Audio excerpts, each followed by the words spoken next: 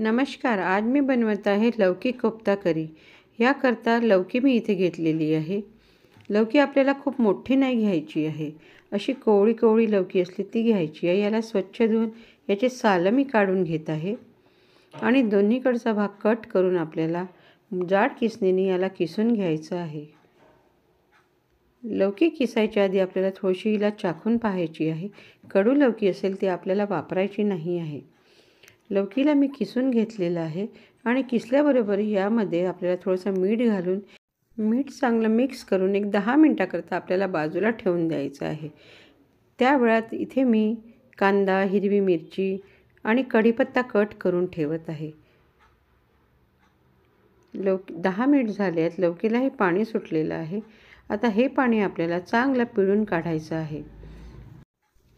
पूर्ण लौकीचं पाणी मी पिळून इथे काढून घेतलेलं आहे एक दुसऱ्या बाउलमध्ये आणि हे पाणी आपल्याला फेकून द्यायचं नाही आहे. याचा वापर आपण नंतर भाजी करताना करणार आहोत. लौकी आपली पिळून झालेली आहे. आता याला मी मोकळं करून घेत आहे आणि यामध्ये आता आपल्याला घालायचे आहे कांदा, हिरवी मिरची, कढीपत्ता, लाल तिखट, हळद, 1 टेबलस्पून जिरं, धने पावडर, पाव टीस्पून हिंग, 2 ते 3 टेबलस्पून यामध्ये मी बेसन पीठ घातलेलं आहे. बेसन आपल्याला थोडं थोडंच घालायचं आहे. नंतर लागलं त्या प्रमाणात आपल्याला घालता येईल. 1 टेबलस्पून आलं लसूण पेस्ट, वाटीभर सांबार आणि थोडंसं माझ्याकडे पालेकांदा होता तो मी इथे घातलेला आहे. 1 टेबलस्पून इथे ऑइल घालून आपल्याला हे छान मिक्स करून घ्यायचं आहे आणि ह्या वेळेला आपल्याला बघायचं आहे की बाइंडिंग बरोबर होते का. गरज जर पडली तर आपण थोडंसं बेसन पीठ यामध्ये घालू शकतो. यामध्ये मीठ मी अजिबात घातलेलं नाही आहे कारण आधीचंच मीठ यामध्ये होतं. बाइंडिंग आपली छान झालेली आहे. आता यामध्ये मी हाताला पाणी लावून हव्या त्या आकारात आपल्याला याचे कोफ्ते करून घ्यायचे आहेत. आपण हे गोलही करू शकतो किंवा चपटेही करू शकतो. कढईमध्ये मी तेल गरम करायला ठेवलेलं आहे. तेल चांगलं तापलं की आपल्याला गॅस मिडियम करायचा आहे आणि हे कोफ्ते आपल्याला यामध्ये सोडून घ्यायचे आहेत. 1-2 मिनिट स्थिर झाल्यावर आपल्याला हे उलटपुलट करून छान गोल्डन कलरवर आपल्याला तळून घ्यायचे आहेत. मीडियम फ्लेमवरच आपल्याला हे कोफ्ते फ्राय करून घ्यायचे आहे. गोल्डन कलरवर आपले कोफ्ते तळून झालेले आहेत. आता मी यांना काढून घेते. कोफ्ते आपले तयार झालेले आहेत. अगदी छान सॉफ्ट झालेले आहेत.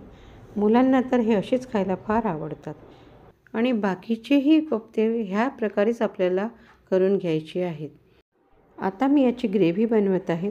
ज्या कढईत कोफ्ते तळून काढले त्याच कढईत मी भाजी बनवत आहे. जास्तीचं तेल मी काढून घेतलं आणि 3 ते 4 टेबलस्पून ऑइल इथे ठेवलेलं आहे.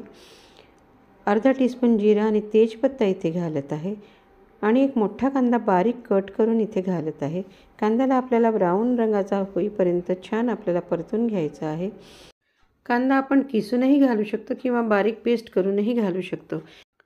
कांदा शिजेपर्यंत साईड बाय साईड मी 2 टमाटर, 2 हिरव्या मिरच्या आणि सांबारच्या काड्याही मी इथे घेतलेल्या आहेत. त्याचा एक मी पेस्ट तयार करून घेत आहे. कांदाही आपला ब्राऊन रंगावर छान परतून झालेला आहे. आता यामध्ये मी 1 टेबलस्पून आलं लसूण पेस्ट घालत आहे. हिलाही मिनिटभर आपल्याला छान शिजवून घ्यायची आहे. ड्राय मसाले मी इथे घालत आहे. तिखट, हळद, धने पावडर, गरम मसाला, पाव टीस्पून हिंग आणि पाव टीस्पून फक्त मी जिरे पावडर घालत आहे. यालाही आपल्याला मिक्स करून घ्यायचं आहे. तिखट मसाले आपल्याला आपल्या टेस्टनुसार घालायचे आहेत. आणि आता जे आपण वाटण करून ठेवलेलं आहे टमाटर, हिरवी मिरची, सांबाराचं ते इथे घालत आहे. मसाल्याचं पाणी मी इथे घालून मिक्स करत आहे. आता यामध्ये 1 टीस्पून काश्मीरी लाल मिर्च आणि 1 टीस्पून मी कसुरी मेथी घालत आहे. काश्मीरी लाल मिर्च फक्त रंगाकरता घालत आहे. याला 1-2 मिनिट परतल्यावर आता यामध्ये आपल्याला जे लौकीचं पाणी आपण पिळून ठेवलेलं होतं ते इथे घालून मिक्स करून घ्यायचं आहे आणि ह्या मसाल्याला मंद आचेवर तेल सुटेपर्यंत छान शिजू द्यायचं आहे. मी अजूनपर्यंत इथे मीठ घातलेलं नाही आहे कारण लौकीच्या पाण्यामध्ये हे मीठ होतं.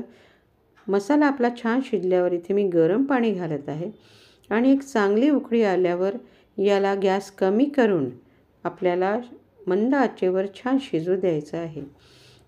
4 मिनिट झालेले आहेत. ह्या वेळेला आपल्याला मीठ चेक करून घ्यायचं आहे. थोडं मिठाचं प्रमाण मला कमी वाटत आहे म्हणून मी थोडंसं मीठ घालत आहे आणि टमाटराचा आंबटपणा खूप जास्त वाटत आहे, म्हणून त्याला बॅलन्स करण्याकरता मी 1 पाव टीस्पून इथे साखर घातलेली आहे. हे ऑप्शनल आहे. ग्रेव्हीच्या प्रमाणात आपल्याला पाणी आटवून घ्यायचं आहे. कोफ्त्याची ग्रेव्ही ही पातळच असते. आता मी यामध्ये फ्राय केलेले कोफ्ते घालत आहे. वरून थोडा सांबार घालत आहे आणि याला छान मिक्स करून 2 मिनिट आपल्याला शिजवून घ्यायचं आहे. आणि नंतर गॅस बंद करून कव्हर करून ह्या कोफ्त्याच्या भाजीला 5 मिनिट तसंच झाकून ठेवायचं आहे. म्हणजे ग्रेव्हीमध्ये कोफ्ते छान मुरतात आणि टेस्टला खूप छान लागतात. रस्सा आता थोडासा पातळ वाटत असेल तरी पण कोफ्ते मुरल्यावर रस्सा थोडासा घट्ट होतो. कोफ्ता करी आपली तयार आहे. एकदा नक्की ट्राय करा. गरमागरम सर्व करा. व्हिडिओ आवडल्यास लाईक करा, कमेंट करा. व्हिडिओ बघितल्याबद्दल धन्यवाद.